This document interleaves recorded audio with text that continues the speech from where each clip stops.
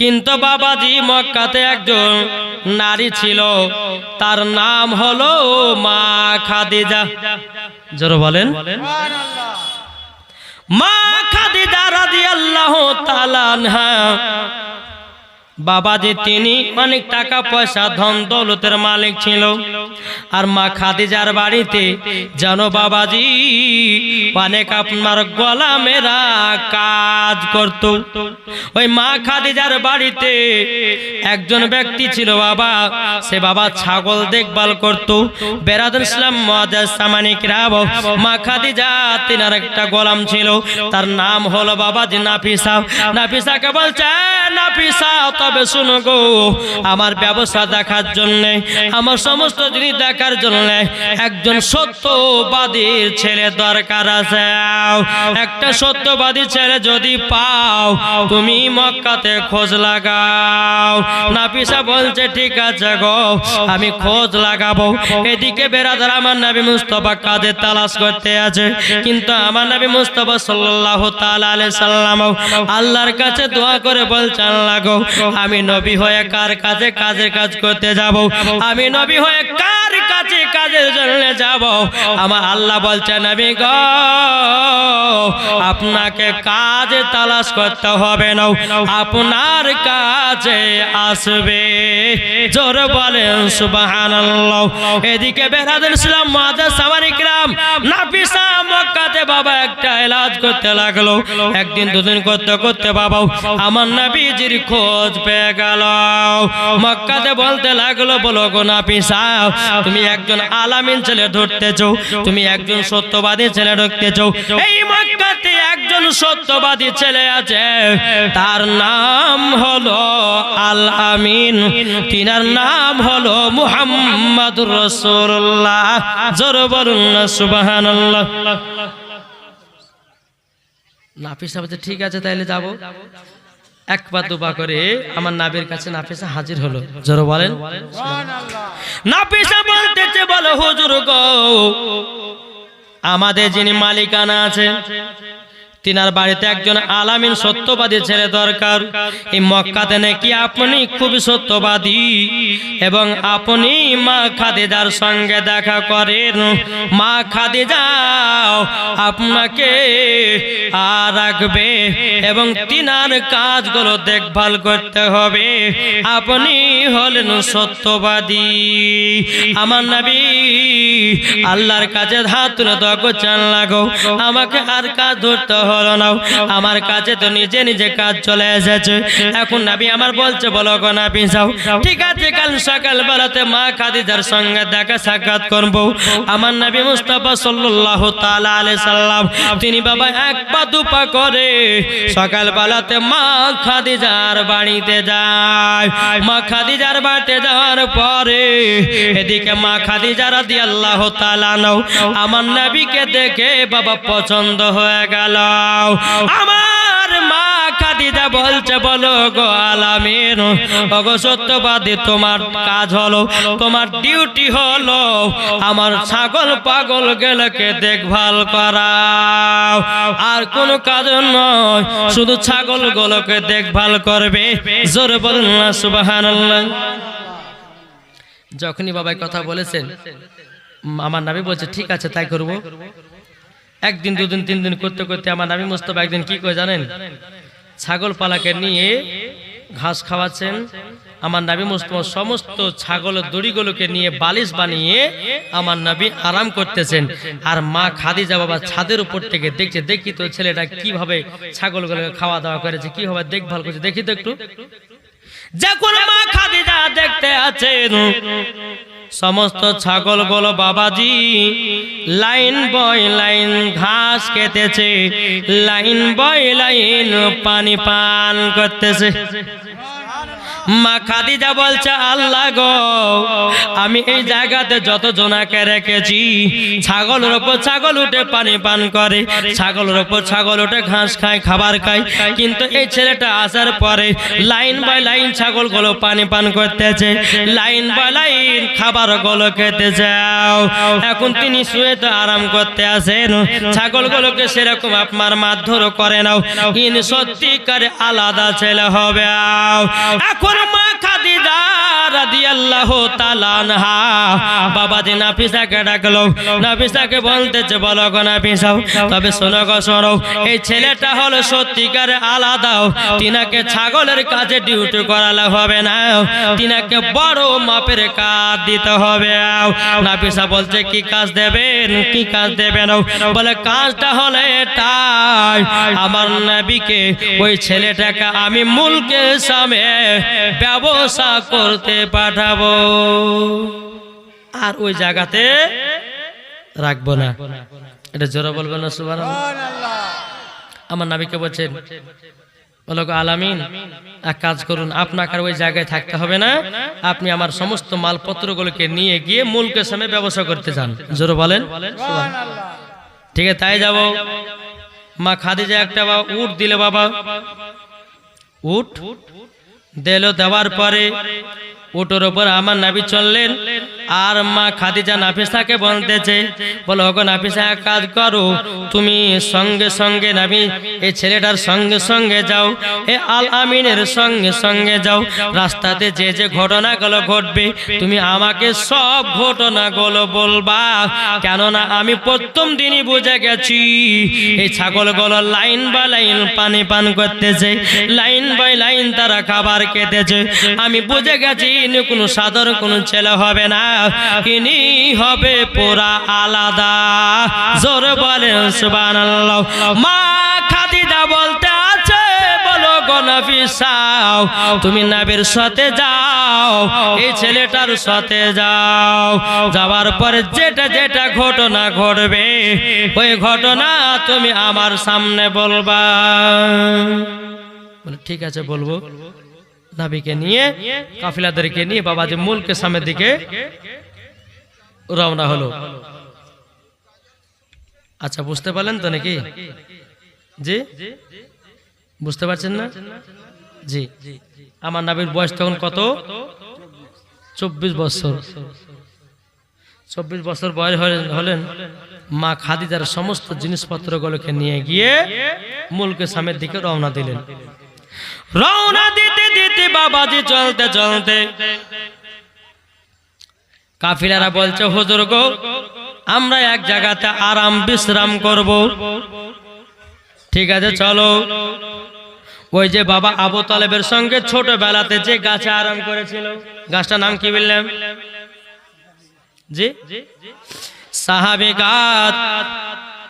ওই গাছেতে আমার নবীজি একা বসে বসে আল্লাহর জিকির করতেছে, লা ইলাহা ইল্লাল্লাহ। জোরে বলো, লা ইলাহা ইল্লাল্লাহ, লা ইলাহা ইল্লাল্লাহ, লা ইলাহা ইল্লাল্লাহ।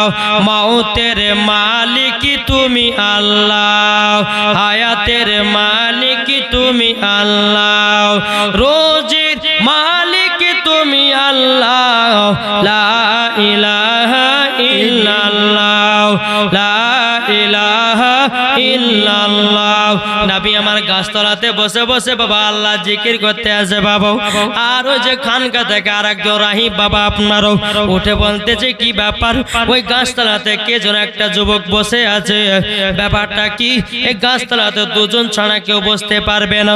এখন বাবাজি মুসলমান ভাইরাও, এ সোনা মানিকেরাও, আবার একটা খানকা থেকে বাবাজি কাফিলাদেরকে বললো ওগো কাফিলারাও তোমরা সকলে আমার বাড়িতে আমার খানকাতে দুটি করে খাওয়া দাওয়া করবে, খাওয়া দাওয়া করে তারপরে তোমরা যাবাও।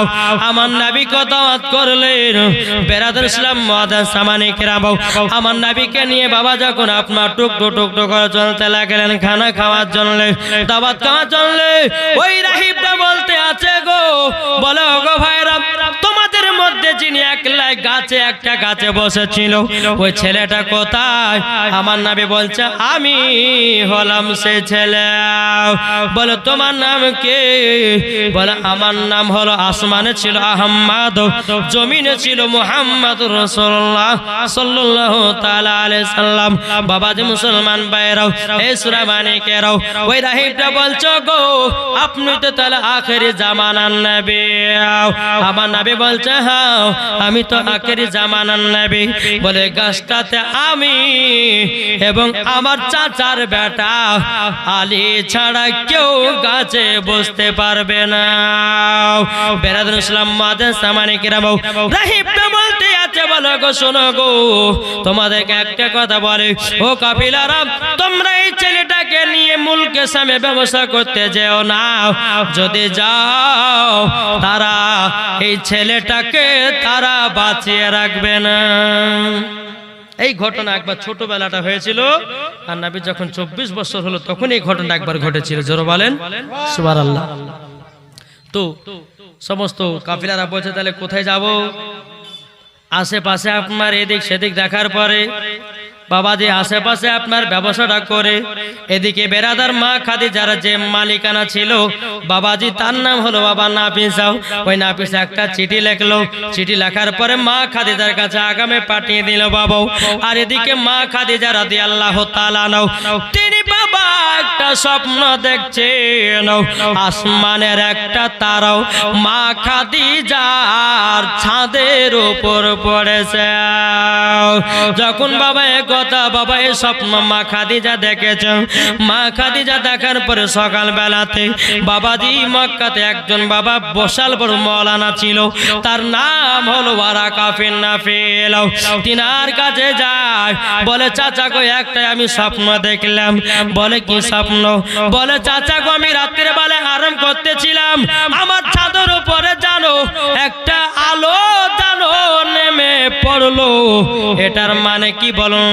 ওয়ারাকা বিন নাফিল বলছো গো খাদিজা, তবে শোনো গো, শোনো গো খাদিজা, তোমার এবার তৃতীয়বারের বিয়ে জানো এসেছে। জোরে বলেন। মা খাদিজা বলছে বলো গো চাচা, আমার তো পরস্পর দুবার বিবাহ হয়ে গেছে, আমি আর বিবাহ শাদী করব না।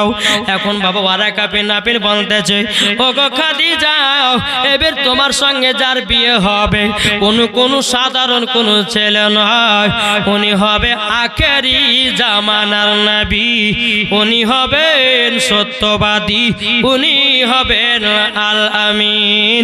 জোরে বলেন। বলে তাই নাকি? বলে হ্যাঁ। এখন মা খাদিজা বলছে মক্কাতে আল আমিন বলে তো আমার বাড়িতে যে ছেলেটা কাজ করছে উনি তো আল আমিন, উনি তো সত্যবাদী, তাহলে তিনার সাথে কি আমার বিয়ে হবে?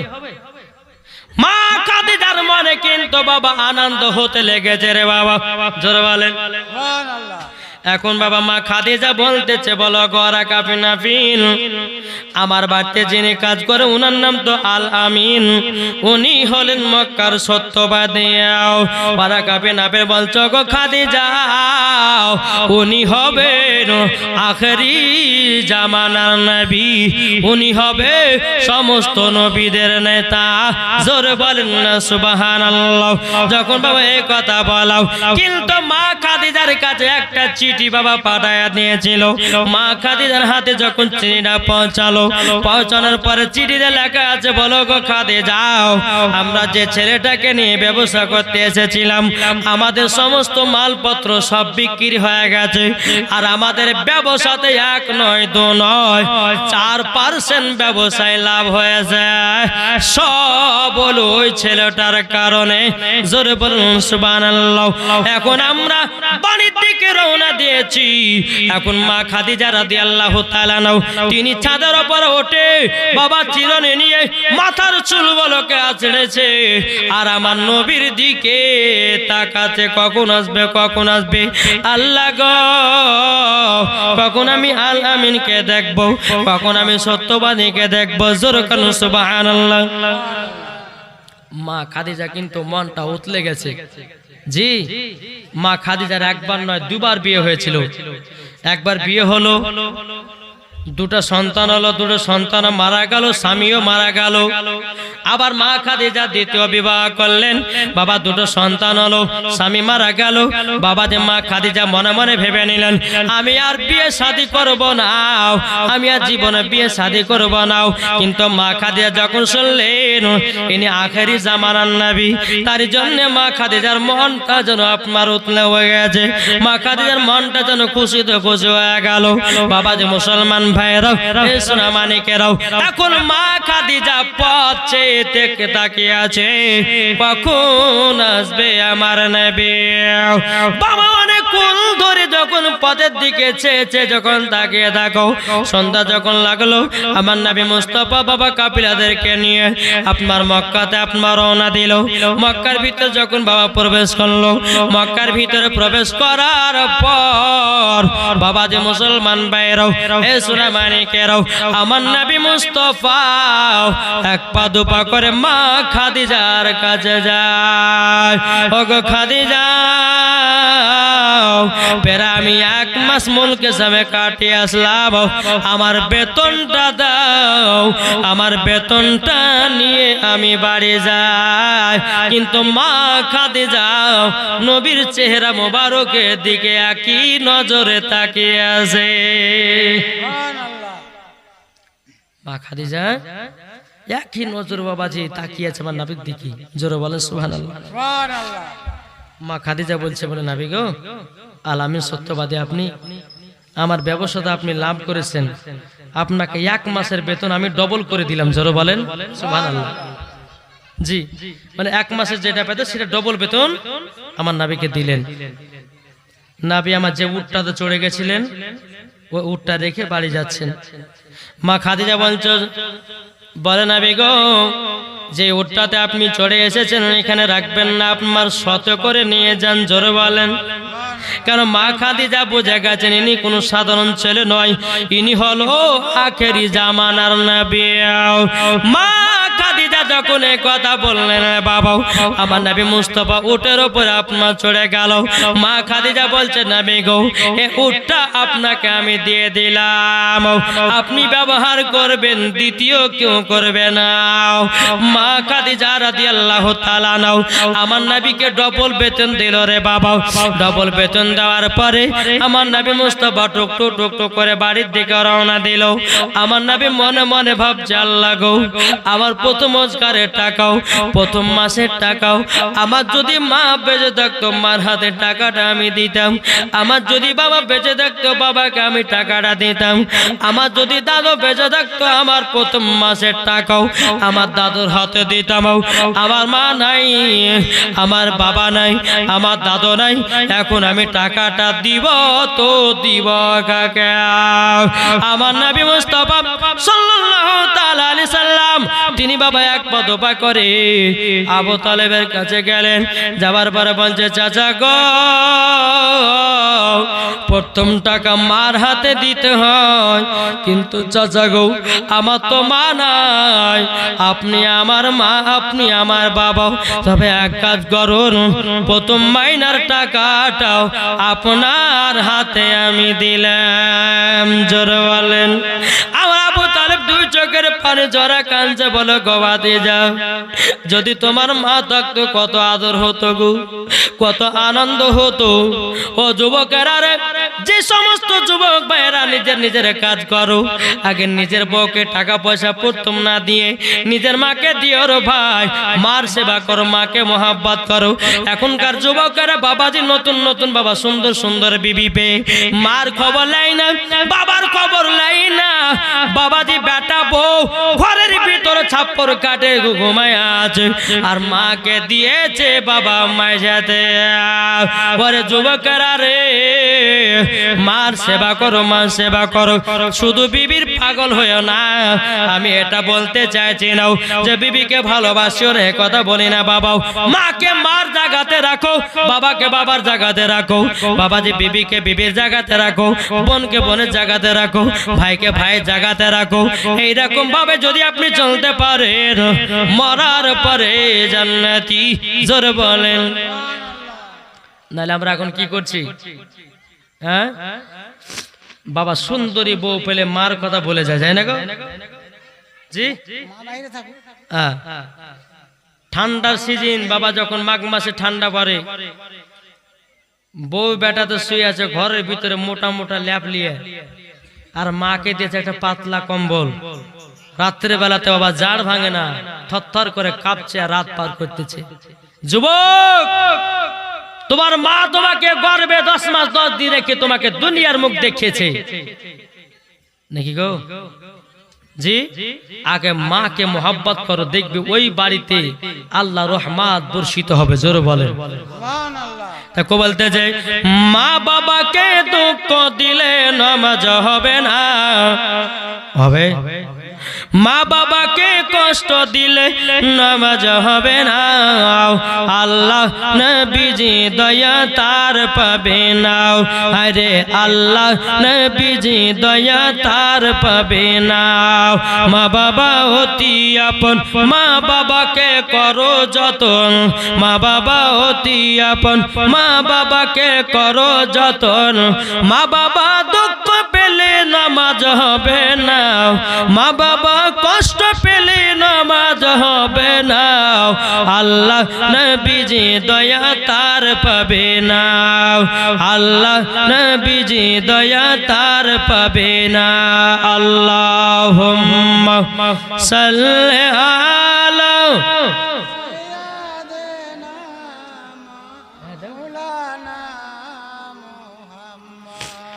ওয়ালা আলে আলে সাইয়্যিদিনা মাওলানা মুহাম্মদ। আল্লাহুম্মা সাল্লি আলা সাইয়্যিদিনা মাওলানা মুহাম্মদ ওয়া আলা আলি সাইয়্যিদিনা আলী সাইয়্যিদিনা মাওলানা মুহাম্মদ সাল্লাল্লাহু তাআলা আলাইহি ওয়াসাল্লাম। আমার নবী মুস্তাফা বলছে কি জানেন? যে তোমরা যদি জান্নাত যদি পেতে চাও, তোমরা যদি জান্নাত যদি পেতে চাও, সর্বপ্রথমে কাকে ভালোবাসতে হবে? কাকে গো? মাকে। তারপরে মা বাবা তো হয়ে গেল, তারপরে কাকে করবেন? মসজিদের ইমামকে। কাকে? মসজিদের ইমামকে, ঠিক না? অনেকে মুসাল্লি আছে বাবাজি, ইমামের সঙ্গে ঝগড়া করে, ইমামের নামে গীবাত গায়, আছে না? জি, তো বাবাজি আমার নবী বলতে, যোগো আমার উম্মত উম্মতানেরা, তোমাদের মসজিদের ইমামের সঙ্গে মহব্বত করো। ইমামের সঙ্গে যখন মহব্বত হবে, আল্লাহর ওলিদের সঙ্গে অটোমেটিক মহব্বত হবে। আল্লাহর ওলিদেরকে পাওয়া গেলে বাবাও নবীগণকে পাওয়া যাবে, নবীগণকে পাওয়া গেলে আল্লাহকে পাওয়া যাবে। আল্লাহকে যদি পাওয়া যায় বাবাজি মুসলমান ভাইরা, অটোমেটিক জান্নাতি হওয়া যাবে।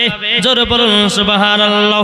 এখন অনেক মুসল্লিদেরকে দেখা যায় যে ইমামের পেছনে বলছে ইক্তাদা তো বেদাল ইমাম, ও ইমামের গিল্লা 4 দোকানে গাইতেছে। নামাজ হবে কি গো?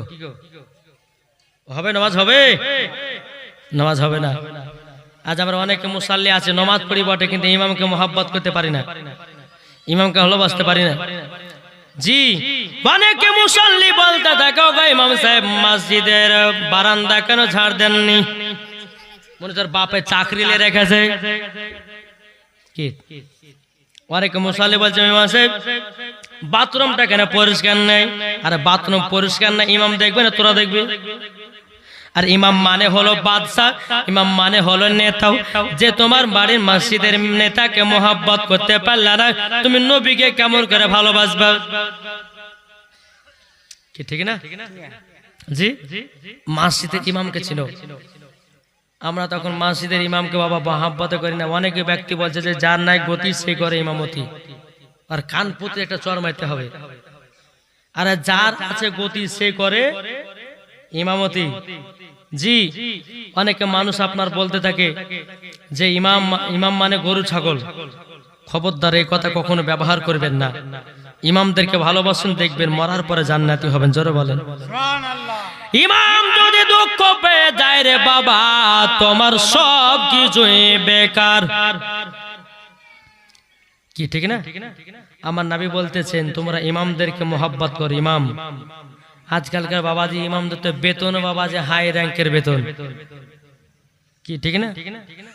আমি এই কথাটা বাবাজি শুধু এই যে এলাকায় বলি না, প্রত্যেকটা জায়গাতে ইমামদেরকে নিয়ে বলি। কলকাতা জালসা করতে গেছে তো একটা ইমাম সাহেব হাত ধরে কান্না করতে লেগেছে, হুজুর একটু বলেন কমিটিকে। বলে কি বলবো? বলে আমাকে মাসে 3000 টাকা বেতন দেয়, কিছু হবে? এই কিছু হবে? জি, 3000 টাকা দিয়ে কিছু হবে? চিন্তা করেছেন? দুনিয়ার মেন চাকরি হচ্ছে 5 ওয়াক্ত নামাজ, আর সেই ইমামের বেতন কম।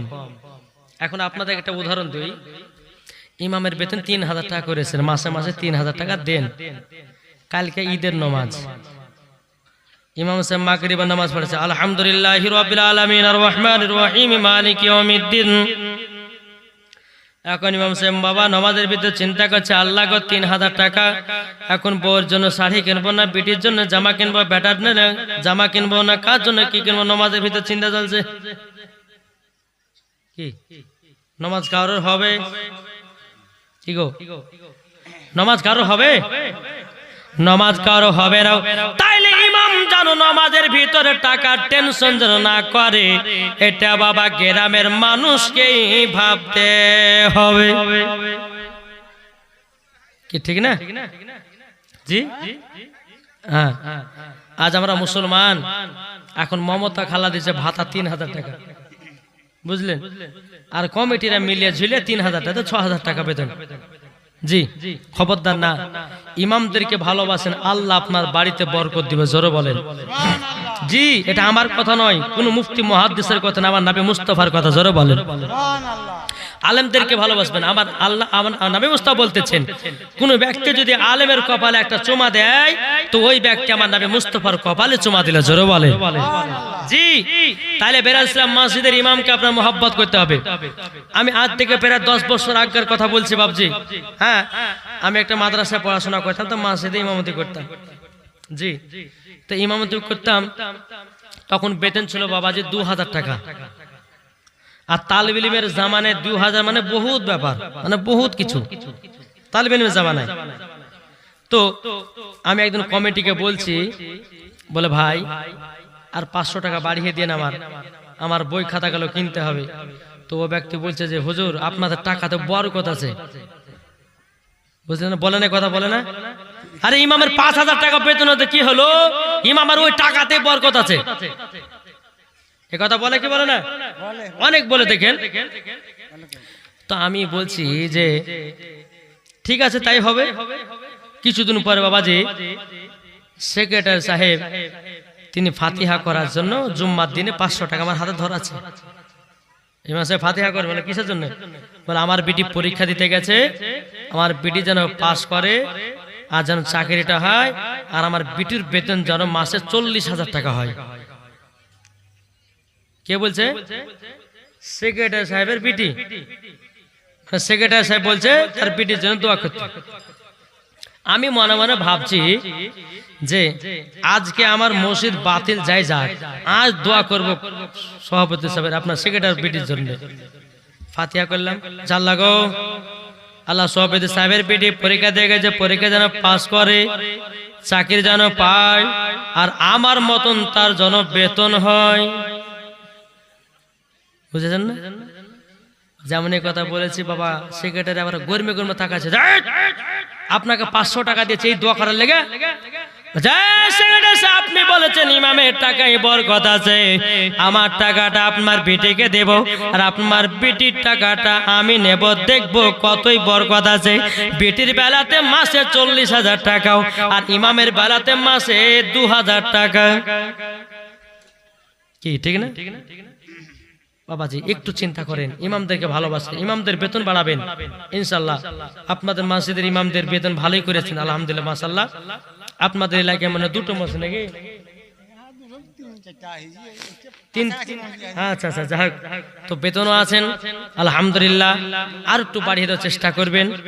হ্যাঁ, তো বাবাজি মুসলমান, ওই কলকাতার ছেলেটা বলছে হুজুর একটু দোয়া করে দেন, যেন কমিটিকে বলে দেন যেন আমার বেতনটা বাড়ায়। তো বাবাজি মুসলমান মৌলভী সাহেবটা কাঁদতে লাগলো, আমি যে ভাই আমাকে জালসাতে না নিয়েছে, এই টাকাটা ইমামকে মাসে দিয়েন। কি গো ঠিক কিনা বললাম? বললাম জালসাতে আমাকে 12-15 হাজার টাকা না দিয়ে ওই টাকাটা ইমামকে দিয়েন। কেননা আমি 5 দিনকার জন্য আপনাদের 3 দিনকার জন্য আপনাদের এলাকাতে এসেছি। হ্যাঁ আসেছি বাবাজি, কিন্তু 3 দিন থেকে আমি চলে যাব। আমাকে যদি বলেন যে হুজুর আমার মার জানাজাটা পড়ে যান, আমি আসতে পারবো কি? তাহলে কাকে দরকার হবে? ইমামকে দরকার হবে। আপনার বাড়ি যে কোনো কাজে ইমামকে দরকার হবে। তাহলে বাবা যে মুসলমান, ইমামের টাকাটা একটু বেতনটা বাড়াবেন, ইনশাআল্লাহ দেখবেন আপনার বাড়িতে আল্লাহ বরকত দিবে। জোরে বলেন সুবহানাল্লাহ। একবার দুরূদ শরীফ পাঠ করুন, আল্লাহুম্মা সাল্লি আলা সাইয়্যিদিনা মাওলানা মুহাম্মদ ওয়া আলা আলি সাইয়্যিদিনা মাওলানা মুহাম্মদ সাল্লাল্লাহু তাআলা আলাইহি সাল্লাম। বাবা যে মুসলমান ভাইরাও, হে সোনা মানিকেরাও, আচ্ছা বলুন তো বাবা যে মুসলমান ভাইরাও, ও ভাইরা নবীকে কারা কারা মোহাব্বত করে একটা হাত তুলে দেখান তো। নবীকে যারা মোহাব্বত করে একটা হাত তুলে বলেন, দেখান ইনশাআল্লাহ। ও মায়েরা, আপনারা মনে মনে ভাবেন নবীকে যারা যারা মোহাব্বত করেন, আমি মায়েদেরকে দেখতে চাই আর আমার ভাইদেরকে দেখতে চাই। ও গো ভাই, যারা নবীকে মোহাব্বত করেন, নবীর মোহাব্বতে আমার 20টা ভাইয়ের কাছে 200 টাকা আমি দেখতে চাই খোদার ঘর মসজিদের জন্য। আর আমার মায়েদেরকে বলতে চাই, মা গো আপনাদের কাছে 40টা মায়েদের কাছে 200 টাকা করে দেখতে চাই। হবে না? কি গো মসজিদের উন্নতি কল্পে জালসা, আমার 20টা ভাইয়ের কাছে 200 টাকা করে নেব, আমার 40টা মায়ের কাছে 200 টাকা করে নেব। এই দেখেন একটা দুটো, সুবহানাল্লাহ সুবহানাল্লাহ। বেশি চাইনি বাবা, মসজিদের জন্য দান করবেন। আল্লাহ পাক আল্লাহ তাআলা বলে, যারা আমার ঘরকে দেখে, আল্লাহ বলছে আমি তার ঘরকে দেখে। ও মা খালা, যদি 20-30টা মা পান, আপনারা 200 টাকা করে দেবেন নবীর মোহাব্বতে। আমি দেখতে চাই নবীকে কারা কারা ভালোবাসে। সুবহানাল্লাহ। 3টা হলো, 3টা হলো, আর কেউ হবে না? কি গো 200 টাকা করে। সুবহানাল্লাহ সুবহানাল্লাহ। দেখেন আরেকটা যুবক ভাই আমার 200 টাকা দিয়েছে নবীর মোহাব্বতে। আল্লাহ গো তিনার দানটা কবুল করে নিন। আর কোনো ভাই হবে না বাবা যে মুসলমান বলে 200 বলে নয়, 100 যদি পারেন নবীর মোহাব্বতে বাবা যে একটু দান করে যাবেন। ও মা খালা, আপনার যদি পারেন, যে যেমন পারবেন 100 250 যে যেমন পারবেন চড়াচট করে আপনার এই সাইডে দিন। ইনশাআল্লাহ আমি মায়েদের জন্য একটু দোয়া করব, আমার ভাইদের জন্য দোয়া করব। আল্লাহ পাক আল্লাহ তাআলা সবাইকে আল্লাহ জান্নাতি বানিয়ে নেবে। জোরে বলুন সুবহানাল্লাহ। একবার দুরূদ শরীফ পাঠ করুন, আল্লাহুম্মা সাল্লি আলা সাইয়্যিদিনা মাওলানা মুহাম্মদ ওয়া আলা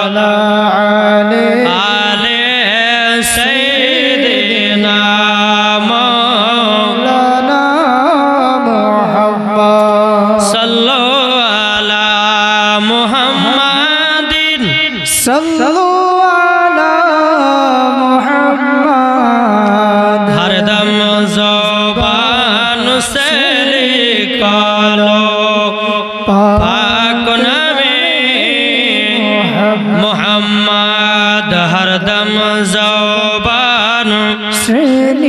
কালো সফিয়ানা মোহাম্মদ কে যাও ভাই নবীজির কাছে জোর হবে না সুবহানাল্লাহ কে যাও ভাই নবীজির কাছে এই পাগলের আরজি আছে আমার সালাম পৌঁছে দিও এ গরিবের কি বা করার আছে মাওলা গো এ গরিবের কি বা করার আছে ঠিক না বলেন ও মায়েরা যে যেমন পারবেন 100-200 করে দেন আমি গদালটা আপনাদের সম্মুখে বলি দেখো বলতেছে কে যাও ভাই নবীজির কাছে ওই পাগলের আরজি আছে আমার সালাম পৌঁছে দিও এ গরিবের কি বা করার আছে মাওলা গো এ গরিবের কি বা করার আছে টাকা করি না আমার শখ জেগেছে মদিনা যাওয়ার মনের দোয়া কবুল করো এ গরিবের কি বা করার আছে মাওলা গো এ গরিবের কি বা করার আছে নবী আমার আছে তিনি সোনার মদিনায় মন যেতে চাই শুধু দেখো সোনার মদিনায় নবী পাকের দুরূদ সবাই পড়ো এ গরিবের কি নাম এস মোহাম্মদ এ দেখেন এস মোহাম্মদ বাবার নামে 1000 টাকা দিয়েছেন নারে তাকবীর নারে রিসালাত আল্লাহ এস মোহাম্মদ দিয়েছে 1000 টাকা একটু দোয়া করতে বলেছে একটু সকলে হাত তুলে দোয়া করুন আল্লাহুম্মা আমিন আল্লাহুম্মা সাল্লি আলা সাইয়্যিদিনা মাওলানা মুহাম্মাদিন বারিক ওয়া সাল্লিম আল্লাহ গো এস মোহাম্মদ তিন আব্বার জন্য 1000 টাকা দিয়েছে আল্লাহ তিন আব্বাকে জান্নাতি বানিয়ে নিন আল্লাহ এস মোহাম্মদ কে আল্লাহ তুমি জান্নাতি বানিয়ে নিও আল্লাহ তিনার বাড়িতে রোজি রোজগার বরকত দিন আল্লাহ বালা মুসিবত কে আল্লাহ দূর করায়া দিন আল্লাহ তিনার বাড়িতে স্বামী স্ত্রীর ভালোবাসা মোহব্বত তৈয়ার করে দিন আল্লাহ তিনা আব্বাকে জান্নাতি বানিয়ে নিন আল্লাহ তিনা আব্বাকে জান্নাতি বানিয়ে নিন সুবহান রাব্বিকা রাব্বিল ইজ্জাতি আম্মা ইয়াসিফুন ওয়া সালামুন আলাল মুরসালিন আলহামদুলিল্লাহি রাব্বিল আলামিন আমিন সুম্মা আমিন কালিমায়ে তাইয়্যিবা লা ইলাহা ইল্লাল্লাহু মুহাম্মাদুর রাসূলুল্লাহ আল্লাহুম্মা সাল্লি আলা মাওলানা মুহাম্মাদ ওয়া আলা আলি সাইয়্যিদিনা মাওলানা মুহাম্মদ সাল্লাল্লাহু তাআলা আলাইহি সাল্লাম বাবাজি আর কোন মায়েরা এই কমিটি ভাই ওনার নামটা কি গো মোশাররফ হোসেন ভাই মেম্বার নাকি উনি হ্যাঁ ওইটা ভালো করে চাহান এই তাকান আপনি মেম্বার বলতেছেন যে সামনে বছর একটা ত্রিপাল 10 টাকা দেও লেন সবগুলো চাইলেন আমার মায়েরা দেওয়ার লেগে বসে আছে শুধু জান কাছে আমি জানি তো এলাকার মায়েরা খুব দান করে মসজিদ মাদ্রাসায় আলহামদুলিল্লাহ আজকে যে যেমন দিচ্ছে দেখ ইনশাআল্লাহ কালকে দিন একবার 200-500 করে যে যেমন পারবে দিবে ইনশাআল্লাহ আল্লাহ পাক আল্লাহ তাআলা সকলের দানগুলো আল্লাহ কবুল করবে আলহামদুলিল্লাহ জানো সকলকে যেন আল্লাহ পাক আল্লাহ তাআলা জানো জান্নাতি বলে কবুল করে না জোরে বলেন আল্লাহুম্মা আমিন বেরাদার ইসলাম মুআদ্দান সামানি কিরাম দেখেন আমার মায়েরা অনেকগুলো দিয়েছে আল্লাহ গো যে যেমন পেরেছে আল্লাহ দান করেছে আল্লাহ আল্লাহ সকল মায়ের দানগুলোকে আল্লাহ কবুল করে নিয়ে আল্লাহ আমার মা বোনদেরকে খাতুন জান্নাতের মতো নারী বানায় নিন জোরে বলেন আল্লাহুম্মা আমিন বাবা যে চলুন জীবনে দেখে যায় এবার আমার নবী মুস্তাফা সাল্লাল্লাহু তাআলা আলাইহি সাল্লাম বাবা যে তিনি কি করলেন প্রথম মাসের টাকা কাকে দিল কিনা চাচা আবু তালেবকে আবু তালেব বাবা খুব কিন্তু খুশি আল্লাহ আমার ভাতিজা প্রথম মাসের টাকা আমার হাতেই দিল আমাকে এত সম্মান করে এত ভালোবাসে আমিও বলে দিলাম আমার ভাতিজার চুল পরিমাণে ক্ষতি হতে দিব না জোরে বলেন সুবহানাল্লাহ এরকম ভাবে নিয়ে বাবা দিন যায় রাত আছে। এদিকে মা খাদিজা রাদিয়াল্লাহু তাআলা নাও আমার নবীকে বিয়ে করার জন্য জানো বাবা ছটপট ছটপট করতেছে। যারা বলেন মা খাদিজা বলছে আল্লাহ গো আমি নবীকে বিয়ের কথা বলবো তো বলবো কেমন করে, কারণ নবীর বয়স হলো 24 আর আমার বয়স হলো কত 40। তাহলে 40 আর 25 বয়স কি ঠিক না? তার মানে 15 বছরের বড় কে? মা খাদিজা। যারা বলেন বলবো তো বলবো কেমন করে। এখন মা খাদিজা রাদিয়াল্লাহু তাআলা আনহা নাফিসাকে ডেকে বলছে ওগো নাফিসা তোমাকে একটা কথা বলবো। বলে কি কথা?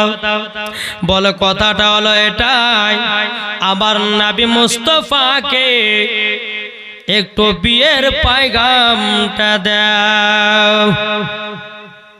নাফিসা বলছে হ্যাঁ গো খাদিজা কার বিয়ের পয়গাম? বলছে কেন আমার? কখনো হয়? আপনার বয়স কোথায় আর উনার বয়স কোথায়? নাফিসা বলছে না আমি এই বিয়ের খবর আমি দিতে পারবো না, আমি লজ্জাতে কিভাবে বলতে যাব। এই যে বাবা চা খাওয়া খাওয়া শুরু হলো, একটু চড়াচড় করে চাটা দিয়ে দেন তো গো, আমার মায়েদেরকে দিয়ে দেন, আমি দু একটা নাচ পড়েলি। জি এই কমিটি ভাইরা থাকান, এই কমিটিরা আর শুনতে পাই না গো, কোন দিকে যে কানা সালা মালিক জানে। একটু একটু চড়াচড় করে আমার যুবক ভাইদেরকে মায়েদেরকে একটু চা গালা দিয়ে দেন, আমি দু একটা নাচ পড়েলি। একবার দুরূদ শরীফ পাঠ করো, আল্লাহুম্মা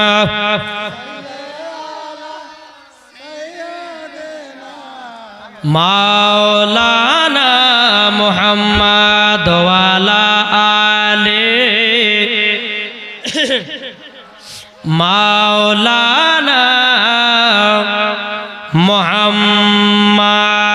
বর্তমানের যুগের হাওয়া বইছে উল্টো দিকে, লিখতে বসে চিন্তা করি লেখি কোন দিকে থেকে। বর্তমানের যুগের হাওয়া বইছে উল্টো দিকে, লিখতে বসে চিন্তা করি লেখি কোন দিক থেকে। রাস্তার মাঝে চলতে চলতে দেখি হাজার হাজার ঘরে থাকে পুরুষ বসে নারী করে বাজার, ঠিক না? দেখেন মেম্বার সাহেব গেল, আচ্ছা মসজিদের সিমেন্টের দরকার আছে না? সিমেন্ট ও মা খালা মেম্বার সাহেব গেল, একটু কাগজে 1 বস্তা 2 বস্তা করে সিমেন্টটা লিখে দেন তোমার। আর আমি দেখতে চাই এলাকার মায়েদের কার কত সুন্দর নাম, একটু লিখে দেবেন, আমি নামের জন্য দোয়া করে দেব। যে যেমন পারবেন 1-2টা সিমেন্টের বস্তা লিখে দেবেন। যখন আপনাদের ওয়াক্তে মসজিদে যখন কাজ শুরু হবে মগমা তখন আপনার সিমেন্টের বস্তাটা দিবেন, কেননা কাল কিয়ামতের ময়দানে সব ভেঙে বাবা চুরমার হয়ে যাবে, ধ্বংস হয়ে যাবে, শুধু মাদ্রাসা মসজিদ ভাঙবে না। আল্লাহর ফারিস্তারা বলবো গো মসজিদ ভাঙছো না কেন? মসজিদ উত্তর দেব গো আল্লাহর ফারিস্তারা যারা আমাকে একটা সিমেন্ট দিয়ে একটা ইটের দাম দিয়ে আমাকে বানিয়েছে তাদেরকে যতক্ষণ জান্নাতে না দেবে ততক্ষণ দুনিয়া থেকে লড়ব না। জোরে বলুন না সুবহানাল্লাহ। মেম্বার সাহেব গেছে মা আপনারা 1-2 করে সিমেন্টের বস্তা করে লিখে দেবেন। আলহামদুলিল্লাহ আমি মায়েদের জন্য খাস করে দোয়া করে দেব। জোরে বলুন না সুবহানাল্লাহ। তাকে বলতেছে বর্তমানের যুগের বইছে উল্টো দিকে, লিখতে বসে চিন্তা করি লেখি কোন দিকে থেকে। রাস্তার মাঝে চলতে চলতে দেখি হাজার হাজার ঘরে থাকে পুরুষ বসে নারী করে বাজার, নারী করে বাজার। মেরা পরে প্যান শার্ট চশমা লাগাই চোখে বর্তমানের যুগের বইছে উল্টো দিকে লিখতে বসে চিন্তা করি লেখি কোন দিকে থেকে একটু জোর হবে না একটু জোর হবে না ছেলেরা সব এইচএস পড়ে কাটতে যাই মাঠে মেয়েরা মাধ্যমিকে পড়ে হলো টেনের টেটি হলো টেনের টেটি এই দুঃখে ছেলেরা সব ভেঙে পড়লো শোকে বর্তমানের যুগের বইছে উল্টো দিকে লিখতে বসে চিন্তা করি লেখি কোন দিকে থেকে স্ত্রী স্বামীকে বলে ও বিনোদ খান্না আমি গেলাম বই দেখতে তুমি করো রান্না আছে না নাই কি গো আছে না স্ত্রী স্বামীকে বলে ও বিনোদ খান্না আমি গেলাম বই দেখতে তুমি করো রান্না রাত 12টা এসে জানো না তাকি ভোকে বর্তমানের যুগের বইছে উল্টো দিকে লিখতে বসে চিন্তা করে লেখি কোন দিকে থেকে আল্লাহুম্মা সাল্লি মাওলানা মুহাম্মদ ওয়ালা আলে